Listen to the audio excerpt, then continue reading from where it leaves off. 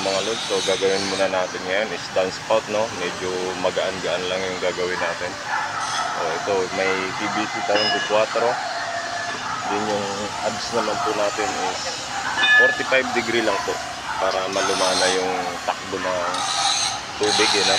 Hindi na yung kagaya dati na nakapail talaga, nakasunod siya sa dulo ng trusses, sa pinakadulo ng gilder, no? So ngayon is gano'n na yung ginagawa natin. Ayan, kung nakikita nyo yan, ayan, yung kinabit namin. Nakatatlong kabit na rin tayo naman. Then ito na may mga kasama natin, nagbubutas na para sa pagkakabitan ng clamp. Then yung gamit naman natin clamp is stainless, no? Ayan.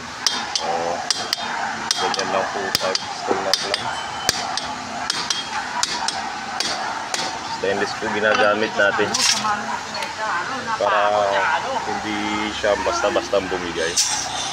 Ganong itsura po yung gagayahin natin. Ayan, yung kumbaga hindi na siya nakadikit sa trusses.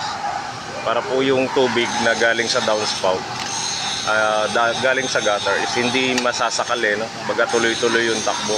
Hindi kagaya nung paliko-liko pa yung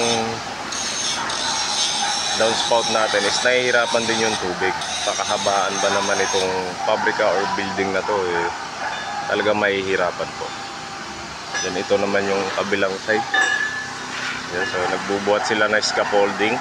So yan lang yung medyo mabigat ngayon, yung pagbubuhat ng scaffolding, yan, kasi 4 na patong po yan, kaya tiyagaan lang din. So ayun yung ibang nagawa natin. Then paikot pa po ito, naggagawa natin ng downspout.